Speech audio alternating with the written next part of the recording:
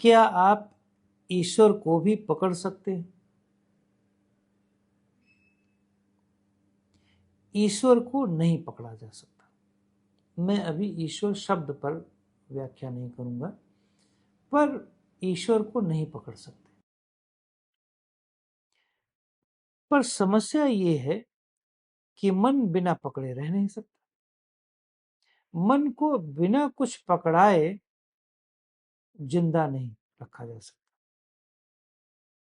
यदि वो मन बिना पकड़े रहेगा तो वो अमन हो जाएगा। इसका अर्थ है कि मन का विपरीत, जहां मन नहीं है वहां अमन। अमन चैन जो शब्द हम प्रयोग करते थे। मन को शब्द चाहिए, मन को रूप चाहिए, मन को आकार चाहिए। जो ये पांचों इंद्रियां हैं, यदि ये देखो, जो ये पांचों इंद्रियां हैं, जिन पांचों इंद्रियों से जो जो चीजें मिलता है वो मन को चाहिए। या यूं कहो कि मन को जो चाहिए वही ये पांचों इंद्रियां प्रोवाइड करती। अब ईश्वर को पकड़ सकते हैं नहीं। अब वो मन से ईश्वर का निर्माण करता है, किंतु ईश्वर है कहाँ? जहां मन नहीं। कहने का मूल अर्थ है जहां शब्द नहीं है, जहां रूप नहीं है, जहां ये पांचों इंद्रियां कुछ, पांचों इंद्रियों के माध्यम से मन कुछ करता है, वो चीज नहीं है। मीन्स मन जहां समाप्त हो गया वहीं पर वह ईश्वरत्व है। अब मन पकड़ेगा कैसे उसे? क्योंकि मन जब तक जिंदा है तब तक वो ईश्वर को पकड़ नहीं सकता, और मन जब मर गया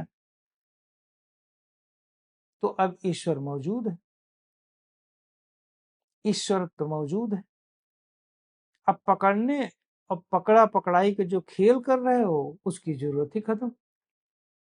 जैसे गहन निद्रा में कहो कि मैं कुछ पकड़ूं कुछ ना पकड़ूं, ये दोनों का महत्व समाप्त हो जाता है।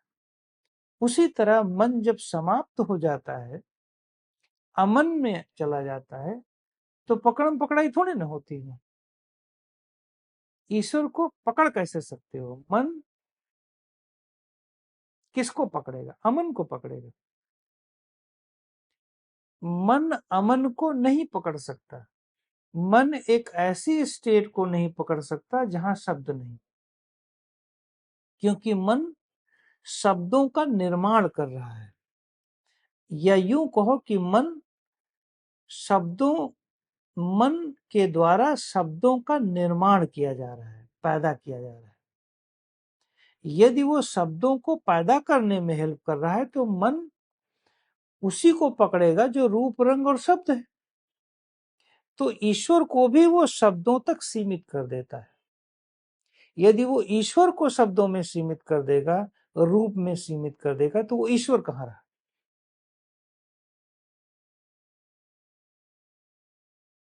जो लोग यह भी कहते हैं कि ईश्वर निराकार है, तो वो भी नहीं समझ में आता।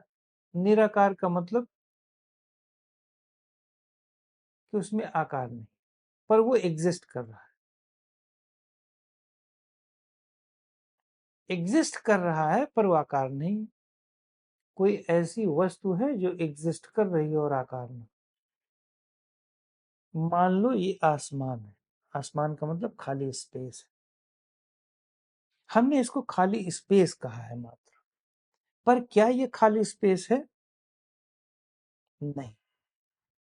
इसके बीच में ऐसे ऐसी चीजें हैं जो आंखों से दृश्यमान नहीं है, पर वो है, एग्जिस्ट कर रही है। पर उसके बीच में भी खाली स्पेस होगा। पर अल्टीमेटली यदि हम देखें तो खाली स्पेस है। तो क्या वो खाली स्पेस ईश्वर है? नहीं, वो भी नहीं। तो इसलिए निराकार का मतलब खाली स्पेस, जहां आकार नहीं। तो दो आकारों के बीच में, दो आकारों के मध्य आकार नहीं है। दो वस्तुओं के मध्य में, दो परमाणु के मध्य में, दो अणुओं के मध्य में ऑब्वियसली आकार नहीं होगा।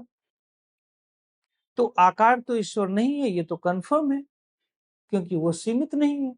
और निराकार ईश्वर कैसे हो सकता है?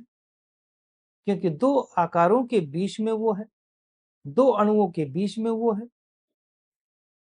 तो इसका अर्थ है कि अणु ईश्वर नहीं है और जो अणु नहीं है वो ईश्वर है।